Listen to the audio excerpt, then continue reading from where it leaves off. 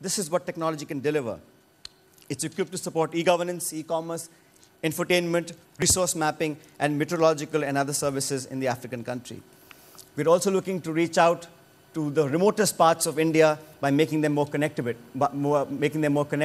We have today 500,000 route kilometers of optical fiber. In the next 2 to 3 years, we will lay out 600,000 kilometers of route kilometers of optical fiber, reaching broadband to every single village in India, because we believe that the right to access of internet belongs to everybody. We have a society and a constitution that is very open, transparent, and we believe that the rights and liberties of citizens must be honored, and we cannot let the market forces be the only supply side component in the equation to give our citizens the connectivity.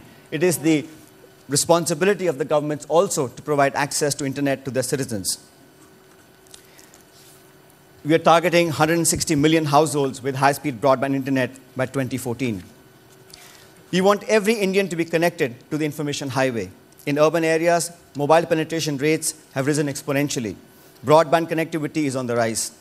Our focus now is on ICT in areas where a number of potential beneficiaries live in rural parts of our nation. We're committed to ensuring that benefits of cyberspace reach every corner of our nation. No other country with India's size and diversity is moving so steadfastly in this direction. We're preparing for the future. The policy framework will be establishing a digital infrastructure that will not only take care of India's immediate needs, but also sustain India's long-term objectives. But along with equity, we also have to be concerned about issues of privacy. From social networking sites to financial transactions, an increasing number of us have an online personality. Who owns the right of digital data of individuals? Another issue of global concern is the freedom of speech online. Dictating individuals and corporate behavior online, to my mind, is not advisable, but we do need to have an informed debate on how the norms of such behavior will shape out in the future. Unfortunately, a more active cyberspace is also inviting more malicious activity, whether it's related to online fraud, theft of information, or disruptive activities that may manifest in many forms, including attacks on critical information infrastructure.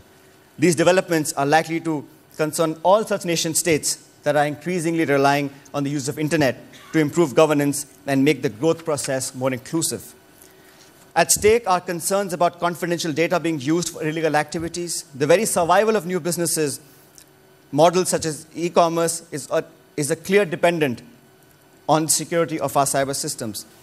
We know in recent past there has been a sharp rise in the number of cyber attacks, which we are closely monitoring in India.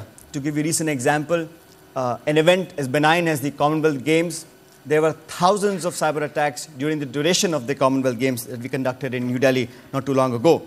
And we know UK and many other countries have also been facing such cyber attacks. Ensuring cyber and IT security is hard because networks can be attacked from anywhere in the world. And the motives to attack them may include simply demonstrating technical prowess, casual hacking, political orientation, fraud, crime, or an extension of state conflict. Further still, digital footprints are easy to hide. Global coordination can ensure that internet continues to thrive without the constant fear of misuse of information. We have to think of safety in the cyber world as a global public good and address this problem together. Many countries, including India, have called for a discussion on whether laws covering international armed conflict, such as those under the Geneva Convention, can also cover cyber attacks. India was one of the strongest voices at the Munich Security Conference this year, arguing for such a view. India has and will remain a committed partner to become a responsible member of the international community and a willing participant in efforts to stimulate action around this issue. Together, we can ensure that the information highways are secure. At the global level, we can coordinate our efforts on multiple fronts, including setting standards, safeguarding digital intellectual property rights, sharing best practices, capacity building of developing countries, providing critical intelligence information, and establishing relevant security parameters. So, ladies and gentlemen, as the cyber world continues to unravel itself at breakneck speed, our efforts to create and maintain a safe cyberspace for individuals, companies, corporates, and countries remains a challenge that will require all of our collective efforts to come to the fore sooner rather than later. Thank you. What's happening in India are staggering, and so are the statistics of Facebook. Our next speaker is from Facebook. It's impossible to go to the Arab world and speak to young people without hearing about the role of Facebook in recent events this year. And our next speaker is Richard Allen, Lord Allen, who is Facebook's European Director of Public Policy, formerly Director for Cisco in Europe of Government Affairs, and formerly a member of the House of Commons. He's going to talk about Facebook innovation and the power of social media. So please welcome Lord Allen.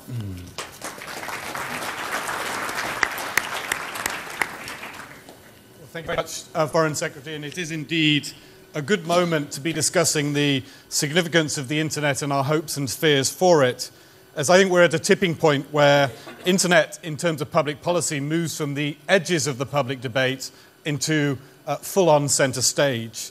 And that's because we do have now this Internet-using population of over 2 billion people, which makes it a part of the daily lives of nearly a third of the population of this planet, and indeed many more people through proxy access via those people who are directly connected.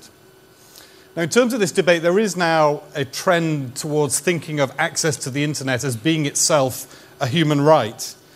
I think it's much more interesting instead to think of access to the internet as a tool that helps deliver on the broader framework of human rights in the United Nations Declaration. Indeed, I can think of no better way of describing how people use internet services such as the one that we provide than that it is there in order to help them to advance their economic, social and cultural rights, and indeed to help them articulate their civil and political rights. That's what they're using platforms like ours for. And I couldn't agree more with Carl Bildt and with Sachin Pilot about the significance of the development of a tool that does have an impact across such a wide range of aspects of people's daily lives. Now, I'm on the optimistic side of the equation, so I have 3 hopes to share today and only 2 fears. And I hope that the hopes will continue to outbalance the fears during this debate. The hopes are for access, for economic growth, and for governance. Firstly, on access at Facebook, we talk about the social graph of people and organizations who can connect with each other through our service. These connections enhance their economic, social, and cultural lives on a daily basis and play a significant role, particularly at times of stress, in the exercise of their civil and political rights. So my first hope is that we can invite those people who are not yet benefiting from internet connectivity into the network by removing any remaining barriers to them doing so. And incredible progress has been made on the physical infrastructure over recent years with new deep-sea cables and the rollout of wireless access networks, in particular bringing the internet to places that previously had no connectivity. But we also need to ensure that there are services available that appeal to and are accessible to all people so that they can choose to take up connectivity when it's made available. Again, we've clearly made great progress with a wide range of powerful, simple-to-use services that are free at the point of use now being available, so that as soon as you make a connection to the internet, you can start to receive enormous value from whatever segment of society you may become. And it's interesting to note that with services like ours, as the growth continues, actually it's the older segments of the population, 35 plus, who grow more significantly. And we again find it interesting that we typically have more female than male users. So the perception of the internet as being something for young male geeks typically is certainly now overcome, I think, with a new generation of internet services to all our benefits. The offering in terms of services was much poorer a decade ago, and my hope is that it becomes so much richer over the next few years that as soon as we get that physical infrastructure in place, then taking this up is an irresistible proposition. Second hope that I have is on economic growth, and I'm very conscious that I represent a company with a base in the technology hotbed of Silicon Valley in California, but that my interests are here in Europe, Middle East, and Africa. The world of internet development is actually much more evenly spread than the Silicon Valley story might imply, with great companies from every part of the world. I'm sure Sachin Pilot can attest to that, in particular with the developments we've seen recently in India. And many of the companies are built on the major internet platforms so that they spread the value across the global network of internet companies wherever the original platform may be sourced. In the case of Facebook, a developer with a compelling product is able to tap into a potential market now of 800 million people by working on our platform. 400 million of those people come to the platform on a daily basis. And there are other platforms that are similarly giving people access to many millions of people at a stroke. So we are seeing businesses build on a platform that had a handful of employees perhaps a year ago, that maybe have 50 this year and 100 next year, across many of the cities of this region. And I'm sure Eric will refer to ones in London that are doing it here precisely at this moment. So my second hope is that we do see businesses emerge and grow on a significant scale across the region, including places like Africa, and that we see in cities like Nairobi and Lagos the kind of hotbeds for economic development that we've seen elsewhere. And Helen Clark talked of Ushahidi as a fantastic project that works south to south. I recently met them when I visited Nairobi with actually UK's Minister for the Internet, Ed Vaizey, for the Internet Governance Forum. And what was remarkable actually now in Nairobi is that the connectivity that we had at that conference beat hands down the internet connectivity I have at many conferences in Europe, an indication of how far people have come with internet access and the potential that they now have.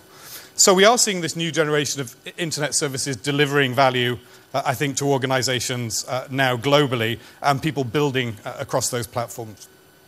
The third hope that I have is to see governance really benefiting from the fact that we now have connected citizens. I had a maths teacher when I was at school who would always criticize your homework if you just gave the answers to a problem by writing in the margins, "show your workings."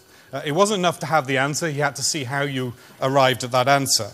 And I think even outside the extremely tense situations such as Atiaf Al-Wazir described, we now are in a position where people want to see government's workings, and especially so in these tough times when difficult decisions are being made. And I completely agree with Atiaf that it's people who do brave things and not machines. But the machines can help people to find the information that they need in order to inform their political and their civil debate. Of course, there are instances where it's not going to be possible to share everything, but I think these will increasingly be the exception rather than the rule. And this can be tough for anyone who comes under scrutiny. At companies, we're not immune from this as people research us, exchange views about us, and indeed organize campaigns sometimes against us using precisely the tools that we've given them to organize online. So this kind of scrutiny can be hard, and some nervousness about it is normal for us. And I was delighted to hear that the Foreign Secretary embraces social media developments and doesn't succumb to that as a fear, rather sees it as a hope. So I do hope that we can learn to not only live with, but also value this sharing and the many more voices that we bring to governance, whether we're a company or indeed a government of a country, through having people engaged through this technology. Now, turning now to the fears, which is, I do reluctantly, given my optimistic nature, the first has to be security, and this really in two respects. The very success of the internet in bringing so many people to carry out so many transactions online has made it a bigger target for those with malign intent. So the first fear is that the bad guys can somehow cause a catastrophic failure in some or all of our systems. Now, the internet has proven itself to be remarkably resilient over the years, and there's been plenty of commentary on the genius of its design that creates this robustness. But we do have to be ever vigilant and invest in network security in a way that is proportionate to our heightened risk assessment. The second fear is that while there's no catastrophic failure, the costs of defending against the daily attacks spiral out of control. And these costs are both in terms of cash and increased friction for people using the systems.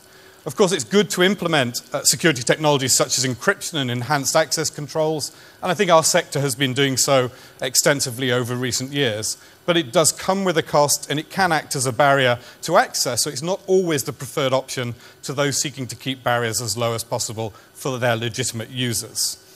Jimmy Wales, I think, has reminded us very helpfully of the value of community controls in defending systems. It's not always necessary to throw up rigid barriers, but sometimes to use the community itself to look after people on a service. And in Facebook's case, we've been looking for those kind of solutions. For example, we may ask you to identify photos of your friends if we have concerns about your account, using the social platform, power of the platform to defend it. And this particular control is often switched on when people travel and are logging on from a strange location. So many of you who are visiting here at the moment, if you're using Facebook, may find you're asked to go through some extra security using that social power. The second risk, I think, is that we fail to create confidence around jurisdiction. I think, particularly in an audience of politicians, that it's very natural that policymakers in a particular country would like to see their body of law, national law, applied to any significant aspect of the lives of their citizens. They have, after all, gone to great trouble to consider the relevant issues and determine the appropriate legal